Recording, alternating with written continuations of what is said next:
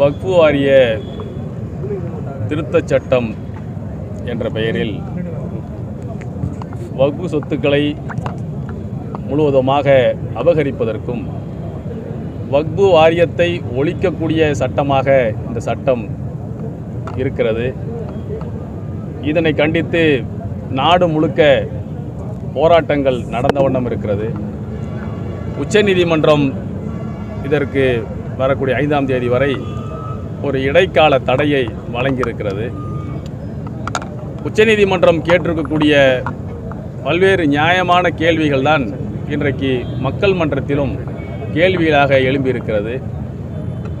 இஸ்லாமிய சமுதாயத்தினுடைய முன்னோர்கள் நல்ல பல பணிகளுக்காக, சேவைகளுக்காக, வழிபாடுகளுக்காக ஒதுக்கப்பட்ட சொத்துக்களை பராமரிக்கக்கூடிய அதிகாரம் சிறுபான்மை இஸ்லாமிய சமுதாயத்திற்கு இருக்கிறது என்பதை அரசியல் சாசன சட்டம் சொல்லியிருக்கும் போது அந்த சட்டத்தை எல்லாம் இன்றைக்கு கிடப்பிலே போட்டுவிட்டு இன்றைக்கு 115 திருத்தங்களை கொண்டு வந்து ஒட்டுமொத்தமாக அந்த வக்ஃபு வாரியம், வக்ஃபு சட்டம் என்கின்ற ஒன்றையே நீர்த்து போய செய்யக்கூடிய ஒரு வேலையை ஒன்றிய பாஜக அரசு செய்திருக்கிறது. இதை வன்மையாக கண்டித்து நாடு முழுக்க போராட்டங்கள் நடந்து கொண்டிருக்கிறது. தமிழ்நாடு முஸ்லீம் முன்னேற்றக் கழகம் தமிழ்நாடு முழுக்க போராட்டங்களை முன்னெடுத்து கொண்டிருக்கிறது. அதனுடைய ஒரு போராட்டம் தான் இன்றைய தினம் கோயம்புத்தூரில் இந்த போராட்டம் நடக்கிறது. இந்த சட்டம் முழுமையாக ரத்து செய்யப்படும் வரை நாடு முழுக்க போராட்டங்கள் தொடரும். போராட்ட வடிவங்கள் மாறுமே தவிர போராட்டங்கள் ஓயாது. ஏனென்று சொன்னால் இது ஒட்டுமொத்தமாக சிறுபான்மை இஸ்லாமிய சமுதாயத்தினுடைய வழிபாட்டு உரிமையே பாதிக்கக்கூடிய ஒரு ஆபத்து இதனுடைய பின்னணியில் இருப்பதை மக்கள் உணர்கிறார்கள்.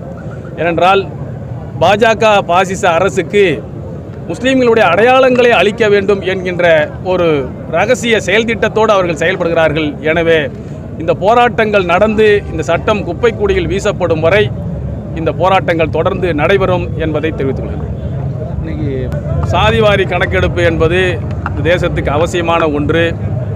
1931 வெள்ளையர்களுடைய ஆட்சி காலத்தில் எடுக்கப்பட்ட சாதிவாரி கணக்கெடுப்பு சுதந்திர இந்தியாவில் எடுக்கப்படாமலே இருந்தது மிகவும் கவலைக்குரிய, கண்டனத்துக்குரிய ஒன்று. அது சமீப நாட்களில் குறிப்பாக எதிர்க்கட்சியினுடைய தலைவர் ராகுல் காந்தி மிகப்பெரிய அளவில் சாதிவாரி கணக்கெடுப்பை நடத்த வேண்டும் என்கின்ற குரலை தொடர்ந்து எழுப்பிக் கொண்டிருந்தார்.